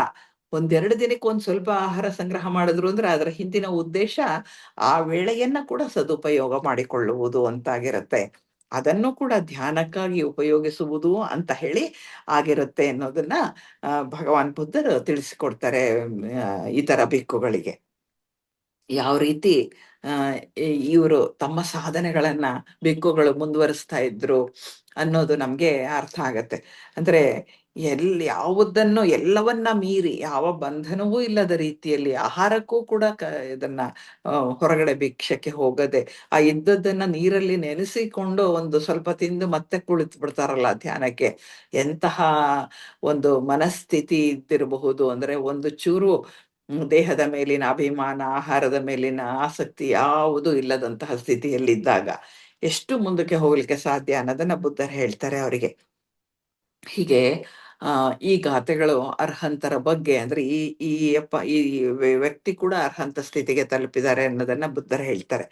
ಹಾಗಾಗಿ ಅರ್ಹಂತರು ಅಂದ್ರೆ ಹೀಗಿರ್ತಾರೆ, ಅಂದ್ರೆ ಯಾವುದಕ್ಕೂ ಅಂಟ್ಕೊಂಡಿರಲ್ಲ ಅನ್ನುವ ವಿಷಯವನ್ನ ಮತ್ತೆ ಮತ್ತೆ ಹೇಳ್ತಾರೆ. ಜೊತೆಗೆ ಅವರ ಒಂದು ನಡಿಗೆಯ ದಾರಿಯನ್ನ ಕೂಡ ತಿಳಿಲಿಕ್ಕೆ ಸಾಧ್ಯ ಇಲ್ಲ. ಯಾಕೆಂದ್ರೆ ಪಕ್ಷಿ ಹಾರಿ ಹೋದಾಗ ಯಾವ ದಾರಿನಲ್ಲಿ ಹಾರೋಯ್ತದೋ ಅಂತ ಹೇಳಿ ಕಂಡಿಡಿಯಕ್ಕಾಗತ್ತಾ? ಆಗಲ್ಲ. ಅದೇ ರೀತಿಯಲ್ಲಿ ತಮ್ಮ ಗಮ್ಯ ಸ್ಥಾನವನ್ನ ಅಂಥವ್ರು ಸೇರ್ಬಿಟ್ಟಿರ್ತಾರೆ. ಅದು ನಿಮಗೆ ಅರ್ಥ ಆಗೋದಿಲ್ಲ ಅಂತ ಹೇಳಿ ಹೇಳ್ತಾರೆ. ಇದು ಭಗವಾನ್ ಬುದ್ಧರ ಇನ್ನೊಂದು ಗಾಥೆ. ಈಗ ಮುಂದಿನ ಗಾಥೆಯನ್ನ ನೋಡೋಣ. ಭಗವಾನ್ ಬುದ್ಧ ಹೇಳ್ತಾರೆ, ಹೇಗೆ ಸಾರಥಿಯಿಂದ ಕುದುರೆಗಳು ಪಳಗಿಸಲ್ಪಟ್ಟಿರುತ್ತವೆಯೋ ಅದೇ ರೀತಿಯಲ್ಲಿ ಯಾರ ಇಂದ್ರಿಯಗಳು ಶಾಂತವಾಗಿವೆಯೋ, ಅಹಂಕಾರವು ನಾಶವಾಗಿದೆಯೋ ಮತ್ತು ಯಾರು ಆಸವಗಳಿಂದ ಮುಕ್ತರೋ ದೇವತೆಗಳಿಗೂ ಸಹ ಅಂತಹವರು ಪ್ರಿಯರು ಅಂತ ಹೇಳಿ ಹೇಳ್ತಾರೆ ಭಗವಾನ್ ಬುದ್ಧರು. ಅಂದ್ರೆ ಈಗ ಸಾರಥಿಯಿಂದ ಕುದುರೆಗಳು ಪಳಗಿಸಲ್ಪಟ್ಟಿರುತ್ತವೆಯೋ ಅದೇ ರೀತಿಯಲ್ಲಿ ಇಂದ್ರಿಯಗಳು ಶಾಂತವಾಗಿ ಇಟ್ಕೊಳ್ಳುವಂತಹದ್ದು ಅಂತ. ಅಂದ್ರೆ ಒಂದ್ ಕುದುರೆ ಅದು ಬಹಳ, ಅದಕ್ಕೆ ಶಕ್ತಿ ಜಾಸ್ತಿ ಮತ್ತೆ ಚಂಚಲತೆ ಜಾಸ್ತಿ. ಯಾವಾಗ್ಲೂ ಇಲ್ಲಿಂದ ಅಲ್ಲಿ ಅಲ್ಲಿಂದ ಇಲ್ಲಿ ಓಡಾಡ್ತಾನೆ ಇರ್ಬೇಕು. ಆದ್ರೆ ಒಳ್ಳೆಯ ಸಾರಥಿಯಾದಂಥವನು ಎಂತಹ ಚಂಚಲ ಕುದುರೆಯನ್ನ ಕೂಡ ಪಳಗಿಸಿ ತನ್ನ ಹಿಡಿತಕ್ಕೆ ತಗೋಬಲ್ಲ. ತಾನು ಹೋಗು ಅಂದ ಕಡೆ ಹೋಗ್ಬೇಕು, ಬೇಡ ನಿಲ್ತ್ಕೊ ಅಂದ ಕಡೆ ನಿಂತ್ಕೊಳ್ಬೇಕು. ಆ ರೀತಿಯಲ್ಲಿ ಕುದುರೆಗಳನ್ನ ಅವರು ಕುದುರೆ ಸವಾರರು ಪಳಗಿಸ್ಕೊಳ್ತಾರೆ. ಅದೇ ರೀತಿಯಲ್ಲಿ ಯಾರ ಇಂದ್ರಿಯಗಳು ಶಾಂತವಾಗಿದೆಯೋ, ಅಂದ್ರೆ ನಮ್ಮ ಇಂದ್ರಿಯಗಳು ಅದೇ ರೀತಿ ಅಲ್ವಾ, ಕುದುರೆ ತರಾನೇ. 1 ನಿಮಿಷಕ್ಕೆ ಇಲ್ಲರತ್ತೆ, ಇನ್ನೊಂದ್ ನಿಮಿಷಕ್ಕೆ ಇನ್ನೊಂದ್ ಕಡೆ ಹೋಗತ್ತೆ, ಅದಕ್ಕೂ ಆಗತ್ತೆ, ಅದು ಇದು ಬೇಕು. ಆಸೆ, ಆಕಾಂಕ್ಷೆ, ಮಹತ್ವಾಕಾಂಕ್ಷೆ ಏನೆಲ್ಲದ್ರ ಕಡೆಗೂ ನಮ್ಮ ಮನಸ್ಸು ಓಡ್ತಾ ಇರುತ್ತೆ. ಇವತ್ತು ಈ ವಿಷಯ ಅಂದ್ರೆ ಇನ್ನೊಂದು ಕ್ಷಣದಲ್ಲಿ ಇನ್ನೊಂದು ವಿಷಯ, ಇನ್ನೊಂದು ಕ್ಷಣದಲ್ಲಿ ಇನ್ನೊಂದು ವಿಷಯ. ಆ ರೀತಿಯಾಗಿ ನಮ್ಮ ಇಂದ್ರಿಯಗಳು, ನಮ್ಮ ಮನಸ್ಸು ಚಂಚಲವಾಗಿ ಓಡಾಡ್ತಾನೆ ಇರುತ್ತೆ. ಆದರೆ ಭಗವಾನ್ ಬುದ್ಧರು ಹೇಳ್ತಾರೆ, ಸಾರಥಿಯಿಂದ ಕುದುರೆಗಳು ಹೇಗೆ ಪಳಗಿಸಲ್ಪಡುತ್ತವೆಯೋ ಅದೇ ರೀತಿ ಇಂದ್ರಿಯಗಳನ್ನ ಪಳಗಿಸಿ ಶಾಂತವಾಗಿರಿಸಿಕೊಳ್ಬೇಕು ಅಂತ ಹೇಳ್ತಾರೆ. ಅಷ್ಟು ಶಾಂತತೆ ಬಂದಾಗ ಅರ್ಹಂತ ಸ್ಥಿತಿ ನಮಗೆ ದೂರ ಇರಲ್ಲ, ಬಹಳ ಹತ್ರ ಇರತ್ತೆ. ಆ ಅರ್ಹಂತ ಸ್ಥಿತಿಗೆ ಬರ್ಬೇಕಾದ್ರೆ ಅಹಂಕಾರ ಕೂಡ ನಾಶ ಆಗಿರ್ಬೇಕು. ಪೂರ್ತಿಯಾಗಿ ಅಹಂ ಅಂದ್ರೆ ನಾನು ನಾನು ನಾನು ಅನ್ನುವಂತಹದ್ದನ್ನ ಇಲ್ಲಿ ನಾವು ನಾಶ ಮಾಡಿರ್ಬೇಕಾಗತ್ತೆ, ಪೂರ್ತಿಯಾಗಿ ಇಲ್ಲವಾಗಿಸ್ಕೊಳ್ಬೇಕಾಗತ್ತೆ. ಅಂಥವರು ಮತ್ತು ಆಸವಗಳಿಂದ ಮುಕ್ತರೋ, ಆಸವ ಅಂದ್ರೆ ದೋಷಗಳು, ಅವುಗಳಿಂದ ಮುಕ್ತರೋ ಅಂಥವರು ದೇವತೆಗಳಿಗೂ ಸಹ ಪ್ರಿಯರು ಅಂತಾರೆ. ಯಾವುದು ಆಸವಗಳು? ಆಸವಗಳು ಅಂದ್ರೆ ಮೊದಲನೇದು ಇಂದ್ರಿಯ ಸುಖಕ್ಕಾಗಿ ಹಾತೊರೆಯುವುದು ಮೊದಲನೆಯ ಒಂದು ಆಸವ. ಅಂದ್ರೆ ಅದು ನಮ್ಮಲ್ಲಿ ಬೇಡದೇ ಇರುವಂತಹ ಒಂದು ವಿಷಯ. ಎರಡನೆಯದು ಸಂಸಾರದಲ್ಲಿರಲು ಬಯಸುವುದು. ಮೂರನೆಯದು ಅಜ್ಞಾನ. ನಾಲ್ಕನೆಯದು ತಪ್ಪು ದೃಷ್ಟಿಕೋನ ಹೊಂದಿರುವುದು. ಇವಿಷ್ಟು ಕೂಡ ನಿರ್ವಾಣ ಹೊಂದಲು ಅಡ್ಡಿಯಾಗಿರುತ್ತೆ. ಮೊದಲನೇದು ನೋಡೋಣ. ಇಂದ್ರಿಯ ಸುಖಕ್ಕಾಗಿ ಹಾತೊರೆಯುವುದು ಅಂದ್ರೆ ಅಲ್ಲೆಲ್ಲೋ ಅದನ್ನ ತಿಂದೆ ಅದೇ ಮತ್ತೆ ನನಗೆ ಬೇಕು, ಆ ರುಚಿನೇ ಬೇಕು, ಮತ್ತೆ ಅಲ್ಲಿ ಹುಡ್ಕೊಂಡು ಹೋಗುವಂತಹದ್ದು. ಅದೆಲ್ಲೋ ಒಂದು ಇದನ್ನ ನೋಡ್ದೆ, ಸಾಮಾನ್ ನೋಡ್ದೆ, ಅದು ನನಗೆ ಬೇಕೇ ಬೇಕು ಅಂತ ಹುಡ್ಕೊಂಡು ಹೋಗುವಂತಹದ್ದು. ಅಂದ್ರೆ ಇಂದ್ರಿಯ ಸುಖಕ್ಕಾಗಿ ಹಾತೊರೆಯುವಂತಹದ್ದು. ನಮಗೆ ಸಿಕ್ಕುತ್ತಾ ಬಿಡುತ್ತಾ ಗೊತ್ತಿಲ್ಲ, ನಮಗೇನ್ ಸಿಗತ್ತೆ ಅದರಲ್ಲಿ ನಾವು ತೃಪ್ತಿಯನ್ನ ಪಡಬೇಕು. ಆದ್ರೆ ನಮ್ಮ ಇಚ್ಛಕ್ಕೆ ಮೀರಿ ನಮಗೆ ಸಿಗದೇ ಇರುವಂತಹದ್ದನ್ನು ಕೂಡ ನಾವೇನ್ ಮಾಡ್ತೀವಿ, ಹುಡ್ಕೊಂಡು ಹೋಗೋದಕ್ಕೆ ಹೋಗಿ ಇಲ್ಲದ ತಾಪತ್ರಯಗಳನ್ನ ತಂದುಕೊಳ್ತೇವೆ. ಇಂದ್ರಿಯ ಸುಖಕ್ಕಾಗಿ ಹಾತೊರೆಯುವುದು ಕೂಡ ಇದೇ ರೀತಿ ಇರತ್ತೆ. ಅದಕ್ಕಾಗಿ ಹಾತೊರೆಯೋದು ಬೇಕಾಗಿಲ್ಲ, ನಮ್ಮ ಪಾಲಿಗೆ ಏನ್ ಬರುತ್ತೆ ಅದನ್ನ ಮಾತ್ರವೇ ಅನುಭವಿಸುತ್ತಾ ಸುಖದಿಂದ ಇರಬೇಕಾಗತ್ತೆ ನಾವು. ಎರಡನೇದಾಗಿ ಸಂಸಾರದಲ್ಲಿರೋದ್ರ ಬಯಸುವುದು ಅಂದ್ರೆ ಈ ಪ್ರಪಂಚಕ್ಕೆ ಅಂಟ್ಕೊಂಡಿರೋ ಅಂತಹದ್ದು. ನಾನು ಇಲ್ಲಿ ಜನನ ಮರಣ ಚಕ್ರ, ನನ್ಗದು ಏನಾದ್ರೂ ಆಗ್ಲಿ, ನಾನು ಈ ಜನ್ಮ ಕಂಟ್ಕೊಂಡಿದ್ದೀನಿ, ನಾನೇ ಇದೇ ನಾನು, ನನ್ನ ಸಂಸಾರದಲ್ಲಿ ನನ್ನ ಸ್ಥಾನ ಇದು, ನಾನು ಹೀಗಿದ್ದೀನಿ ಹಾಗಿದ್ದೀನಿ, ಅಥವಾ ನನ್ನ ಕುರ್ಚಿ ಇಂಥದ್ದು, ನಾನು ಇದೆಲ್ಲವೂ ಕೂಡ ಸಂಸಾರದಲ್ಲಿ ಅಂಟಿಕೊಳ್ಳುವುದು ಅಂತ. ಸಂಸಾರದಲ್ಲಿರುವುದಕ್ಕೆ ಬಯಸುವುದು ಅಂದ್ರೆ ಪ್ರಾಪಂಚಿಕತೆಯಲ್ಲಿಯೇ ಮುಳುಗಿ ಹೋಗಿರುವಂತಹದ್ದು. ಮೂರನೇದು ಅಜ್ಞಾನ. ಅಜ್ಞಾನ ಅಂದ್ರೇನು? ನಾನು ಯಾರು ಅನ್ನೋದು ಗೊತ್ತಿಲ್ದಲೇ ಇರೋದೇ ಅಜ್ಞಾನ. ಏನೆಲ್ಲ ವಿದ್ಯೆ ಇರ್ಬೋದು, ನಮ್ಗೆ PhD ಮಾಡಿರ್ಬೋದು, ಸೈನ್ಸ್ ಓದಿರ್ಬೋದು, ಏನ್ ಬೇಕಾದ್ರೂ ಓದ್ಕೊಂಡಿರ್ಬೋದು, ಆದ್ರೆ ನಾನ್ ಯಾರು ಅನ್ನೋದು ಸರಿಯಾಗಿ ಗೊತ್ತಿಲ್ದಲೇ ಇದ್ರೆ ಅದು ಅಜ್ಞಾನ ಆಗತ್ತೆ. ನನ್ನ ಆತ್ಮಸ್ವರೂಪ ಪರಮಾನಂದದ ಸ್ವರೂಪ ಅನ್ನುವ ಆ ಸಹಜವಾದಂತಹ ಗುಣ ನಮ್ಮಲ್ಲಿ, ಅದೇ ನಾನು ಅನ್ನೋದ್ರ ಬಗ್ಗೆ ನಮಗೆ ಗೊತ್ತಿಲ್ಲ ಅಂದ್ರೆ ಅದು ಅಜ್ಞಾನವೇ. ನೀವೇನೆಲ್ಲ ಡಿಗ್ರಿಗಳನ್ನ ತಗೊಂಡಿರಿ, ಏನೆಲ್ಲ ಕೆಲಸ ಮಾಡ್ತಾ ಇರಿ, ಎಷ್ಟೇ ದುಡ್ಡು ದುಡಿತಾ ಇರಿ, ಅಜ್ಞಾನ ಮಾತ್ರ ಮುಂದುವರಿತಾ ಇರತ್ತೆ. ಇನ್ನ ನಾಲ್ಕನೇದು ತಪ್ಪು ದೃಷ್ಟಿಕೋನ ಹೊಂದಿರುವುದು. ಇದು ನಮ್ಮ ದೃಷ್ಟಿಕೋನನೇ ತಪ್ಪು. ಯಾವುದಕ್ಕಾಗಿ ನಾವು ಬದುಕಬೇಕು ಅದ್ರ ಬಗ್ಗೆ ಯೋಚನೆ ಮಾಡ್ದಲೇನೆ ಬೇರೆ ಎದೇ ದೃಷ್ಟಿಕೋನ, ಪ್ರಾಪಂಚಿಕ ದೃಷ್ಟಿಕೋನಗಳು ತಪ್ಪಾಗಿರುತ್ತೆ, ಅದು ಅಡ್ಡಿಯಾಗಿರುತ್ತೆ. ಇವೆಲ್ಲ ಆಸವಗಳಿಂದ ಮುಕ್ತರಾದಂಥವರು ಜೀವನ್ಮುಕ್ತರು ಅಥವಾ ಅರ್ಹಂತರು. ಅವ್ರಿಗೆ ಈ ಆಸವಗಳಿರೋದಿಲ್ಲ, ಅವರು ಇಂದ್ರಿಯ ಸುಖಕ್ಕಾಗಿ ಹಾತೊರೆಯುವುದಿಲ್ಲ, ಸಂಸಾರದಲ್ಲಿ ಇರೋದಕ್ಕೆ ಬಯಸೋದಿಲ್ಲ, ಅಜ್ಞಾನ ಮೊದಲೇ ಇರೋದಿಲ್ಲ, ತಪ್ಪು ದೃಷ್ಟಿಕೋನ ಅವರು ಪಡೆದಿರೋದೇ ಇಲ್ಲ. ಈ ರೀತಿಯಾಗಿ ಅವರು ಇರ್ತಾರೆ. ಅಂಥವ್ರು ಅರ್ಹಂತರು ಅಂತ ಅನಿಸ್ಕೊಳ್ತಾರೆ, ಅರ್ಹಂತರ ಆಗಿರ್ತಾರೆ ಎನ್ನುವಂತಹ ಮಾತನ್ನ ಭಗವಾನ್ ಬುದ್ಧರು ಹೇಳ್ತಾರೆ. ಇನ್ನ ಇನ್ನೊಂದು ಗಾಥೆಯನ್ನ ನೋಡೋಣ. ಯಾರು ಪೃಥ್ವಿಯ ಹಾಗೆ ವಿರೋಧವಿಲ್ಲದವನೋ, ಇಂದ್ರಕೀಲದಂತೆ ಸ್ಥಿರನಾಗಿದ್ದಾನೆಯೋ, ಸಚ್ಚಾರಿತ್ರನೋ, ಕೆಸರು ಮುಕ್ತ ಸರೋವರದಂತೆ ಪರಿಶುದ್ಧನೋ, ಅಂತಹ ಅಚಲನಿಗೆ ಮತ್ತೆ ಮುಂದಿನ ಸಂಸಾರದ ಜೀವನ ಅಂದ್ರೆ ಭವ ಇರೋದಿಲ್ಲ ಅಂತ ಹೇಳ್ತಾರೆ. ಎಷ್ಟ್ ಚೆನ್ನಾಗಿದೆ ನೋಡಿ ಇಡೀ ಶ್ಲೋಕ. ಅದು ತುಂಬಾ ಎಕ್ಸ್ಪ್ಲೇನ್ ಮಾಡೋ ಅಗತ್ಯ ಇಲ್ಲ, ಅಷ್ಟು ಸುಲಭವಾದ ಒಂದು ವಿಷಯವನ್ನ ಸುಲಭವಾಗಿ ಹೇಳ್ತಾರೆ ಬುದ್ಧರು. ಯಾರು ಪೃಥ್ವಿಯ ಹಾಗೆ ವಿರೋಧವಿಲ್ಲದವನೋ, ಪೃಥ್ವಿ ಅಂದ್ರೇನು? ಭೂಮಿ. ನಮ್ಮ ಭೂಮಿ ವಿರೋಧ ತೋರ್ಸುತ್ತಾ? ಇಲ್ಲ. ನಾವು ಕೆತ್ತತೀವಿ, ಅಗಿತೀವಿ, ನೀರ್ ಹಾಕ್ತಿವಿ, ಏನೇನೋ ಇದ್ ಮಾಡ್ತೀವಿ, ಅದ್ರ ಮೇಲೆ ಒಂದು ಹಳ್ಳ ತೋಡ್ತೀವಿ, ಮತ್ತೆ ಗಣಿಗಾರಿಕೆ ಮಾಡ್ತೀವಿ, ಏನೆಲ್ಲಾ ತೊಂದರೆ ಕೊಡ್ತೀವಿ ಪೃಥ್ವಿಗೆ, ಭೂಮಿಗೆ. ಎಂತಹ ಸಹನಾಮಯಿ ಆಕೆ ಅಂದ್ರೆ ಏನನ್ನೂ ಆಕೆ ಮಾತಾಡೋದಿಲ್ಲ, ಅದಕ್ಕೆ ಪ್ರತಿರೋಧ ಒಡ್ಡೋದೇ ಇಲ್ಲ. ಅದೇ ರೀತಿ ಪೃಥ್ವಿಯ ಹಾಗೆ ವಿರೋಧವಿಲ್ಲದವನು ಅಂತಾರೆ. ಯಾವ ವಿರೋಧ ತೋರಿಸ್ತಾಳೆ ಆಕೆ ಭೂತಾಯಿ? ಯಾವುದು ವಿರೋಧ ತೋರಿಸೋದಿಲ್ಲ. ಅದೇ ರೀತಿ ಇವರು ಅರ್ಹಂತರು ಯಾವುದೇ ವಿರೋಧವನ್ನ ತೋರಿಸೋದಿಲ್ಲ ಅವರು. ಆಮೇಲೆ ಇಂದ್ರಕೀಲದಂತೆ ಸ್ಥಿರ. ಇಂದ್ರಕೀಲ ಪರ್ವತ ಅಂತ ಹೇಳ್ತಾರೆ, ಅದು ಸದಾಕಾಲ ಸ್ಥಿರವಾಗಿ ಒಂದೇ ಕಡೆ ಇರುವಂತಹದ್ದು. ಆ ರೀತಿಯಾಗಿ ಸ್ಥಿರ ಮನಸ್ಕನಾಗಿರ್ಬೇಕು. ಅಂದ್ರೆ ತಮ್ಮ ದಾರಿ, ತಮ್ಮ ಗುರಿ, ಅದರಲ್ಲಿ ಸ್ಥಿರತೆ, ಇಂದ್ರಕೀಲ ಪರ್ವತದಂತೆ ಸ್ಥಿರನಾಗಿರುವಂತಹದ್ದು ಯಾರು ಆಗಿದ್ದಾನೋ, ಸಚ್ಚಾರಿತ್ರನೋ, ಸಂಪೂರ್ಣ ಸಚ್ಚಾರಿತ್ರ, ಅದರಲ್ಲಿ ಒಂದು ಗುಲಗಂಜಿ ದೋಷವೂ ಇಲ್ಲದಂತಹ ಸಚ್ಚಾರಿತ್ರ. ಗುಲಗಂಜಿಗೆ ತನ್ನ ಹಿಂದೆ ಕಪ್ಪು ಇರೋದು ಗೊತ್ತೇ ಇಲ್ಲ, ತಾನು ಬಹಳ ಕೆಂಪಿದ್ದೇನೆ ಅಂತ ಹೇಳ್ಕೊಳುತ್ತಂತೆ. ಅದೇ ರೀತಿ ಆ ರೀತಿ ಅಲ್ಲ, ಅದು ಅಷ್ಟೂ ಇಲ್ಲದ ರೀತಿಯಲ್ಲಿ ಇರುವಂತಹ ಸಚ್ಚಾರಿತ್ರ, ಯಾವ ದೋಷವೂ ಇಲ್ಲದವನು ಸಚ್ಚಾರಿತ್ರನೋ, ಮತ್ತು ಕೆಸರು ಮುಕ್ತ ಸರೋವರದಂತೆ ಪರಿಶುದ್ಧನೋ. ಈಗ ಸರೋವರ ಕೆಸರಿನಿಂದ ಮುಚ್ಚಿದ್ರೆ ಅದರ ತಳ ಕಾಣಿಸೋದಿಲ್ಲ. ಅದೇ ಸರೋವರ ಪರಿಶುದ್ಧವಾಗಿದ್ರೆ, ಕೆಸರಿಲ್ಲದಂತೆ ಇದ್ರೆ, ಕೆಳಗಡೆ ಇರುವಂತಹ ಕಲ್ಲು ಮಣ್ಣುಗಳನ್ನ ಸಹ ನಾವು ನೋಡ್ಲಿಕ್ಕೆ ಸಾಧ್ಯ ಇದೆ. ಅಷ್ಟು ಪರಿಶುದ್ಧವಾಗಿ, ನೀರು ಪರಿಶುದ್ಧವಾಗಿದ್ದಾಗ ಎಲ್ಲವನ್ನ ಕೂಡ ನೋಡ್ಲಿಕ್ಕೆ ಸಾಧ್ಯ ಇದೆ. ಸರೋವರದ ಆಳವನ್ನ, ಅದರ ಕೆಳಗೆ ಏನಿದೆ ಅನ್ನೋದನ್ನ ಅಷ್ಟು ಶುದ್ಧವಾಗಿ ನೋಡಬಹುದು. ಅಂತಹ ಅಚಲನಾದವನಿಗೆ ಮತ್ತೆ ಮುಂದಿನ ಲೋಕ, ಸಂಸಾರದ ಜೀವನ ಅಂದ್ರೆ ಭವ ಅನ್ನೋದು ಇರೋದಿಲ್ಲ. ಅಂದ್ರೆ ಇನ್ನೊಂದು ಲೋಕ ಇದೆ, ಮತ್ತೆ ಮತ್ತೆ ಹುಟ್ಟಬೇಕು, ಇನ್ನೊಂದು ಸಂಸಾರ ಸಿಗತ್ತೆ, ಭಾವದಿಂದ ಅವನಿದಾನೆ ಅನ್ನುವಂತಹದ್ದಿಲ್ಲ ಅಂತ ಹೇಳ್ತಾರೆ.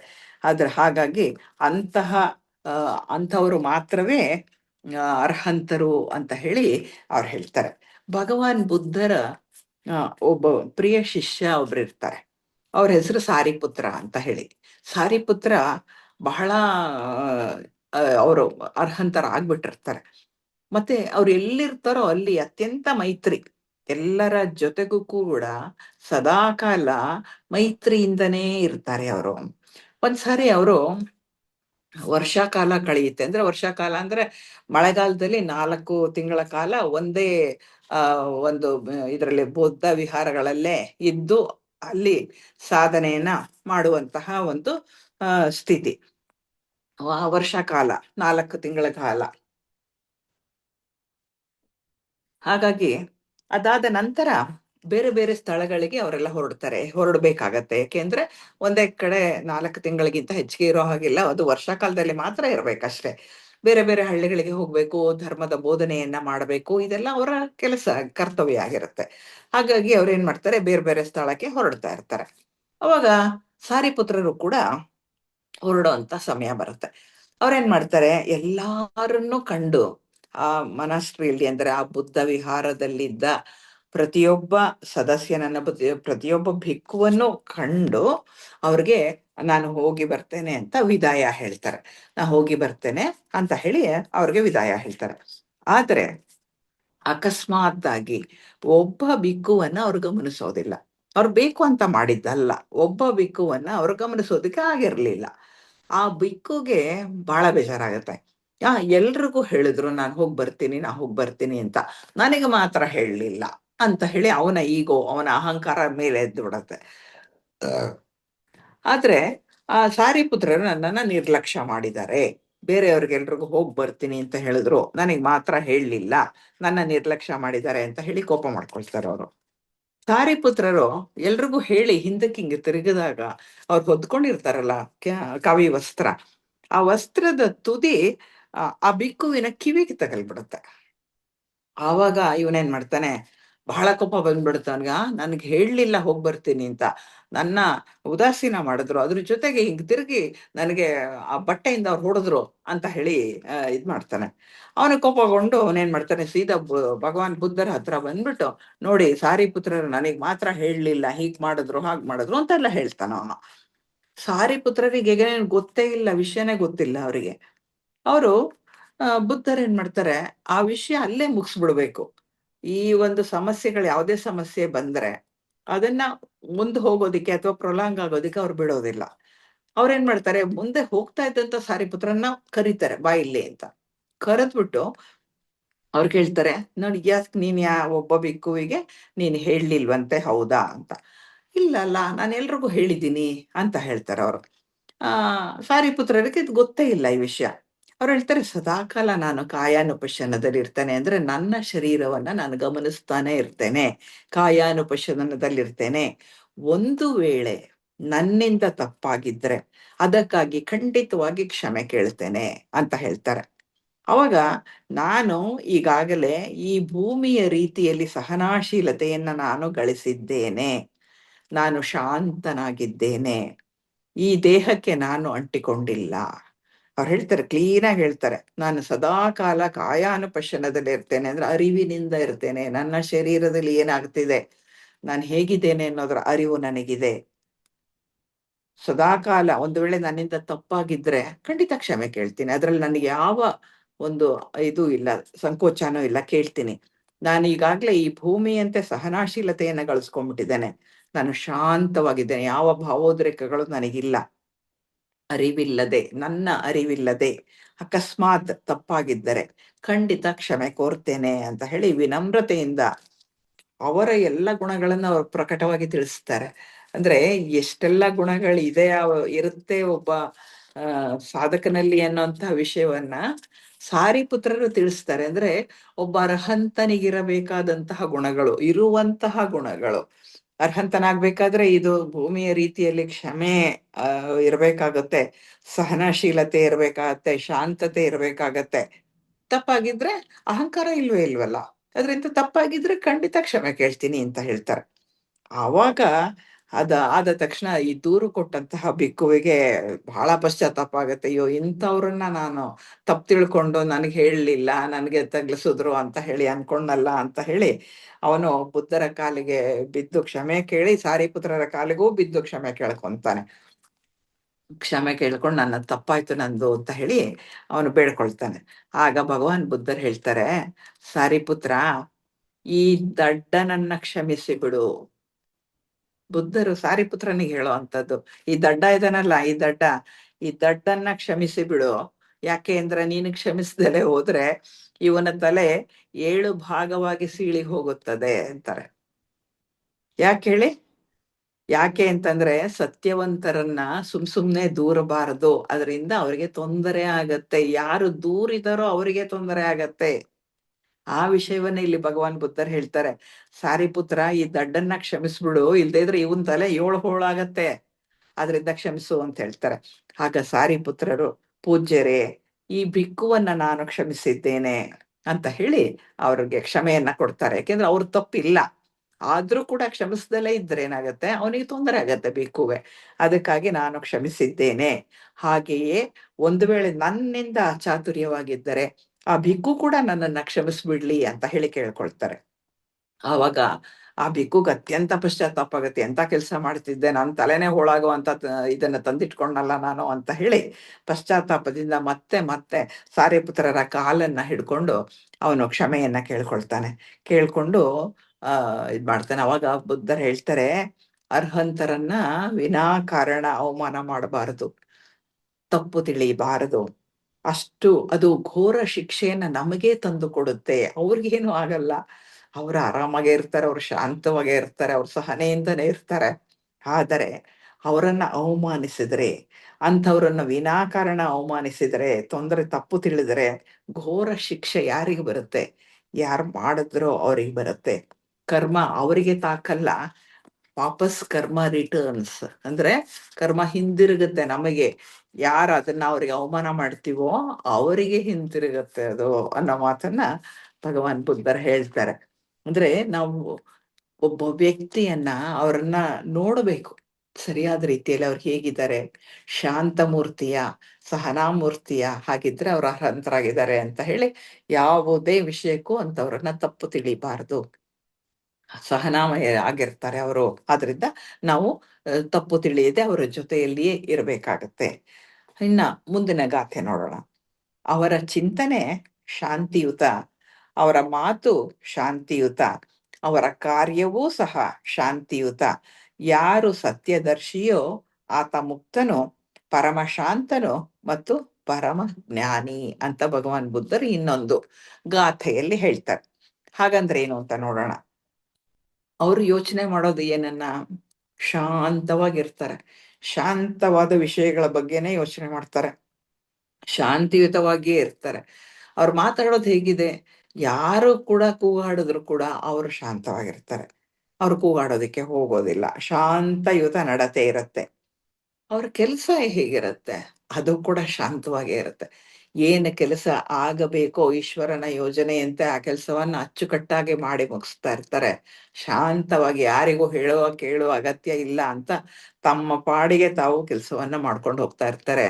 ಅಂಥವರು ಸತ್ಯದರ್ಶಿಗಳು, ಅಂಥವರು ಮುಕ್ತರು. ಪರಮಶಾಂತರು ಮತ್ತು ಪರಮ ಜ್ಞಾನಿಗಳು. ಜ್ಞಾನಿಗಳ ಗುಣಲಕ್ಷಣಗಳನ್ನ ಇಲ್ಲಿ ಹೇಳ್ತಿದ್ದಾರೆ. ಶಾಂತವಾಗಿರ್ತಾರೆ, ಶಾಂತಿಯುತ ಮಾತುಕತೆ ಮಾಡ್ತಾರೆ, ಶಾಂತಿಯುತ ಕಾರ್ಯಗಳನ್ನ ಮಾಡ್ತಾರೆ, ಶಾಂತವಾಗಿ ಕೆಲಸಗಳನ್ನ ನೆರವೇರಿಸ್ತಾ ಇರ್ತಾರೆ, ಯಾವುದಕ್ಕೂ ಹೋಳ್ಕೊಂಡು ಇದನ್ ಮಾಡ್ತಾ ಇರೋದಿಲ್ಲ, ಟಾಮ್ ಟಾಮ್ ಹೊಡಿಯೋದಿಲ್ಲ. ಪರಮಶಾಂತರು ಮತ್ತು ಪರಮ ಜ್ಞಾನಿಗಳಾಗಿರ್ತಾರೆ ಅಂತ ಹೇಳ್ತಾರೆ. ಅಂತವರು ಅರ್ಹಂತರು ಅಂತ ಬುದ್ಧರು ಹೇಳ್ತಾರೆ. ಈ ಒಂದು ಗಾಥೆಯನ್ನ ಹೇಳಲಿಕ್ಕೆ ಏನ್ ಕಾರಣ ಅಂತ ಹೇಳಿ ನಾವು ನೋಡೋಣ. ಕೋಸಂಬಿ ನಗರದ ತಿಸ್ಸ ಅನ್ನುವಂತಹ ವ್ಯಕ್ತಿ ಸಂಘಕ್ಕೆ ಸೇರ್ಕೊಂಡು ಭಿಕ್ಷು ಆಗ್ತಾರೆ. ಅವರು ಕೋಸಂಬಿಯಲ್ಲಿ ಇರುವಾಗ ಭಿಕ್ಷೆಗೆ ಹೋಗುತ್ತಿದ್ದಾಗ ಆ ಒಂದು ಮನೆಯ ಉಪಾಸಕ ವ್ಯಕ್ತಿ, ಅಂದ್ರೆ ಯಾರು ಭಿಕ್ಷೆಯನ್ನ ನೀಡಿ ಸಂಸಾರದಲ್ಲಿ ಇರ್ತಾರೋ ಆದ್ರೆ ಬುದ್ಧರ ಬೋಧೆಗಳನ್ನ ಅನುಷ್ಠಾನ ಮಾಡ್ತಿರ್ತಾರೋ ಅಂತವ್ರನ್ನ ಉಪಾಸಕ ಅಂತ ಕರೀತಾರೆ. ಹಾಗೆ ಉಪಾಸಕ ವ್ಯಕ್ತಿ ಒಬ್ಬ ಇರ್ತಾನೆ. ಇವರು ಭಿಕ್ಷಕ್ಕೆ ಹೋಗ್ತಿದ್ದಂತಹ ಮನೆಯ ವ್ಯಕ್ತಿ ಆ ಯಜಮಾನ ಉಪಾಸಕ ಆಗಿರ್ತಾನೆ. ಅವನು ತಿಸ್ಸರನ್ನ ನೋಡ್ತಾನೆ. ತಿಸ್ಸರಿಗೆ ವಯಸ್ಸಾಗ್ತಾ ಇದೆ. ಅವನೇನ್ ಹೇಳ್ತಾನೆ, ಪೂಜ್ಯರೇ, ನಿಮಗೆ ನೀವು ಹೇಳಿದಂತ ಕೆಲಸ ಮಾಡೋದಿಕ್ಕೆ ಒಬ್ಬ ಸಮಣೇರ ಇಲ್ಲ ಅಂತ ಕೇಳಿದ್ದೇನೆ. ಸಮಣೇರ ಅಂದ್ರೆ ಒಂದು ಚಿಕ್ಕ ಹುಡುಗನ್ನ ಕೆಲಸಕ್ಕೆ ಅಂತ ಇಟ್ಕೊಳ್ಳೋದು, ಅಂದ್ರೆ ಅವನಿಗೆ ಬಿಕ್ಕು ಆಗಿಯೇ ಇದನ್ನ ದೀಕ್ಷೆ ಕೊಡೋದು. ಅವನು ಸಂಘದಲ್ಲಿ ಇದ್ಕೊಂಡು ಇವರ ಕೆಲಸವನ್ನ ಮತ್ತೆ ಸಂಘದ ಕೆಲಸವನ್ನ ಮಾಡ್ತಾ ಇರುವಂತಹದ್ದು. ಆದ್ರೆ ಅವನಿಗೂ ಕೂಡ ಆ ಧ್ಯಾನಕ್ಕೆ ಅವಕಾಶ ಉಂಟು. ಆ ರೀತಿಯಾದಂತವ್ರಿಗೆ ಸಮಣೇರ ಅಂದ್ರೆ ಶಿಷ್ಯನ ರೂಪದಲ್ಲಿ ಇಟ್ಕೊಳ್ಳುವಂತಹದ್ದು. ನಿಮಗೆ ಸಮಣೇರ ಯಾರು ಇಲ್ಲ ಅಂತ ನಾನು ಕೇಳ್ಪಟ್ಟಿದ್ದೇನೆ, ನಿಮ್ಗೆ ಕೆಲಸ ಮಾಡ್ಕೊಡ್ಲಿಕ್ಕೆ ಯಾರು ಇಲ್ಲ ಅಂತ ಕೇಳ್ಪಟ್ಟಿದ್ದೇನೆ. ನನಗೆ ಒಬ್ಬ 7 ವರ್ಷದ ಮಗ ಇದ್ದಾನೆ. ಅವನನ್ನ ನಾನು ನಿಮ್ಗೆ ಸಮಣೇರನನ್ನಾಗಿ ಮಾಡಿ ಕಳಿಸ್ಬಿಡ್ತೀನಿ ನಿಮ್ ಸೇವೆಗೆ ಅಂತ ಹೇಳಿ ಬೇಡ್ಕೊಳ್ತಾನೆ ಅವ್ರನ್ನ. ನನ್ನ ಮಗನನ್ನ ನಿಮ್ಮ ಶಿಷ್ಯನನ್ನಾಗಿ ಸ್ವೀಕರಿಸಿ ಸಮಣೇರನಾಗಿ ತಗೊಳ್ಳಿ ಅಂತ ಹೇಳಿ ಕೇಳ್ತಾರೆ. ಈ ತಿಸ್ಸಂಗ್ ಬಹಳ ಸಂತೋಷ ಆಗ್ಬಿಡುತ್ತೆ. ಅಲ್ವಾ, ಒಬ್ಬ ಇವ್ರು ಹೇಳಿದ ಕೆಲಸ ಎಲ್ಲ ಮಾಡೋದಕ್ಕೆ ಒಬ್ರು ಸಿಕ್ಕಿದ್ರೆ, ಒಬ್ಬ ಹುಡುಗ ಸಿಕ್ಕಿದ್ರೆ ಎಷ್ಟು ಖುಷಿ ಇದೆ. ಅವಾಗ ಆಯ್ತು ಅಂತ ಒಪ್ಕೊಂಡ್ಬಿಡ್ತಾನ ಅವನು. ಅವಾಗ ಆ ಬಾಲಕನನ್ನ ಸಮಣೇರ ಮಾಡ್ಬೇಕು. ಸಮಣೇರ ಅಂದ್ರೆ ಶಿಷ್ಯ ಮಾಡ್ಬೇಕು, ಅವನಿಗೆ ಬುದ್ಧ ದೀಕ್ಷೆಯನ್ನ ಕೊಡ್ಬೇಕಾಗತ್ತೆ. ಅವಾಗ ಏನ್ ಮಾಡ್ತಾರೆ, ಆ ಮಗುವಿಗೆ ತಲೆ ಬೋಳಿಸ್ಬೇಕಾಗತ್ತೆ. ಅಂದ್ರೆ ಕೂದಲನ್ನೆಲ್ಲ ತೆಗೆದು ಅವನಿಗೆ ಈ ಚೀವರಗಳನ್ನ ಉಡಿಸಿ ಅವನಿಗೆ ಧರ್ಮದ ಬೋಧೆಯನ್ನ ಕೊಟ್ಟು ಅವನನ್ನ ಸಮಣೇರ ಮಾಡ್ಬೇಕಾಗಿದೆ. ಅವಾಗ ಏನಾಗತ್ತೆ, ತಲೆಯನ್ನ ಬೋಳಿಸೋದಿಕ್ಕೆ ಅಂತ ಅವ್ರನ್ನ ಕೂರಿಸ್ಕೊಂತಾರೆ. ಕೂರಿಸ್ಕೊಂಡು ಆ ಮಗುವಿಗೆ ತಲೆಯನ್ನ, ಆ ಕೂದಲನ್ನೆಲ್ಲ ತೆಗಿತಾ ಇರುವಾಗ ಆ ಹುಡುಗನಿಗೆ ಕಾಯಾನುಪಶ್ಯನ ಅಂದ್ರೆ ಏನು ಅಂತ ಹೇಳಿ ಧ್ಯಾನದ ಬಗ್ಗೆ ತಿಳುವಳಿಕೆಯನ್ನ ಕೊಡ್ತಾರೆ. ಅದನ್ನ ತಿಳುವಳಿಕೆ ಕೊಟ್ಟು ನಿನಗೆ ಇವಾಗ ಹೀಗ್ ಮಾಡ್ತೀವಿ ಅಂತ ಹೇಳ್ಬಿಟ್ಟು ಏನ್ ಮಾಡ್ತಾರೆ, ಕಾಯಾನುಪಶ್ಯನ ಹೇಳ್ಕೊಟ್ಬಿಟ್ಟು ಈಗ ತಲೆ ಬೋಳಿಸುವಂತ ಕೆಲಸ ಶುರು ಮಾಡ್ತಾರೆ. ಆ ಬಾಲಕ ಕೂತ್ಕೊಂಡು ಏನ್ ಮಾಡ್ತಾನೆ, ಕಾಯಾನುಪಶ್ಯನಕ್ಕೆ ತೊಡಗುತ್ತಾನೆ. ಅಂದ್ರೆ ತಾನು ತನ್ನ ಶರೀರ ಹೇಗಿದೆ ಅದರ ಅನುಭವವನ್ನ ಪಡ್ಕೊಳ್ತಾ ಪಡ್ಕೊಳ್ತಾ ಪಡ್ಕೊಳ್ತಾ ಹೋಗಿ ಹಾಗೆಯೇ ವಿಪಶ್ಯನಾಕ್ಕೆ ತಿರುಗತ್ತೆ ಅವನಿಗೆ. ಇನ್ನು ಅವನಿಗೆ ವಿಪಶ್ಯನಾದ ಒಂದು ಬೋಧೆ ಆಗಿಲ್ಲ, ಆದ್ರೆ ಅದು ವಿಪಶ್ಯನಾಕ್ಕೆ ತೊಡಗಿಸ್ಕೊಂಡ್ಬಿಡ್ತಾನ ಆ ಹುಡುಗ. ಆವಾಗ ಕ್ಷೌರಿಕ ತನ್ನ ಕತ್ತಿಯನ್ನ ಹುಡುಗನ ತಲೆಗೆ ತಾಗಿಸುವಷ್ಟರಲ್ಲೇ ಈ ಹುಡುಗ ಆಲೆ ಕಾಯಾನುಪಶ್ಯನದಿಂದ ಅವನು, ಆ ಹುಡುಗ ಅರ್ಹಂತನಾಗ್ಬಿಟ್ಟಿದ್ದಾನೆ. ವಿಪಶ್ಯನದಿಂದ ಅರ್ಹಂತನಾಗ್ಬಿಡ್ತಾನೆ. ಕಾಯಾನುಪಶ್ಯನ ಅವನಿಗೆ ಆಗತಾನೆ ಅವನು ಅರ್ಹಂತನಾಗ್ಬಿಟ್ಟಿರ್ತಾನೆ. ಆ ಹುಡುಗ ಅವನು ಯಾರಿಗೂ ಏನು ಹೇಳೋದಿಲ್ಲ, ಯಾಕೆಂದ್ರೆ ಅರ್ಹಂತನಾದೆ ಅಂತ ಅವನು ಅದನ್ನ ಟಾಮ್ ಟಾಮ್ ಮಾಡ್ಕೋಬೇಕಾಗಿಲ್ಲ. ಆ ಹುಡುಗ ಏನ್ ಮಾಡ್ತಾನೆ, ತಿಸ್ಸರಿಗೆ ಸೇವೆ ಮಾಡ್ಲಿಕ್ಕೋಸ್ಕರ ಆ ಹುಡುಗನ್ನ ಕಳ್ಸಿರೋದ್ರಿಂದ ಆ ಹುಡುಗ ತಿಸ್ಸರಿಗೆ ಸೇವೆಯನ್ನ ಪ್ರಾರಂಭ ಮಾಡುತ್ತೆ. ತಿಸ್ಸರು ಭಗವಾನ್ರನ್ನ ಸಂದರ್ಶಿಸಲು ಆ ಹುಡುಗನನ್ನ ಕೂಡ ಕರ್ಕೊಂಡು ಆ ಭಗವಾನ್ ಬುದ್ಧರಿರುವಂತಹ ವಿಹಾರವನ್ನ ಪ್ರವೇಶ ಮಾಡ್ತಾರೆ. ಮಾಡ್ಬಿಟ್ರೆ ಇಡೀ ರಾತ್ರಿ, ಅಂದ್ರೆ ಹಗಲೆಲ್ಲ ತಿಸ್ಸರ ಕೆಲಸವನ್ನ ಹುಡುಗ ಮಾಡ್ತಾನೆ, ರಾತ್ರಿ ಇಡೀ ನಿದ್ರೆ ಮಾಡೋದಿಲ್ಲ. ಒಂದು ಮೂಲೆಯಲ್ಲಿ ಕುಳಿತು ಧ್ಯಾನವನ್ನ ಮಾಡೋದಕ್ಕೆ ಪ್ರಾರಂಭ ಮಾಡ್ತಾನೆ. ರಾತ್ರಿ ಇಡೀ ಧ್ಯಾನದಲ್ಲಿ ನಿರತನಾಗ್ತಾನೆ. ಮರುದಿನ ಕುಳಿತಿದ್ದಂತಹ ಹುಡುಗನ್ನ, ಅವನು ಕೂತ ಇದ್ದಾನೆ, ಇವನಿಗೆ ಗೊತ್ತಿಲ್ಲ ಅವನು ಮಲಗಿ ಎದ್ದು ಕೂತಿದ್ದಾನೆ ಅಂತ ತಿಳ್ಕೊಂತಾನೆ ತಿಸ್ಸ.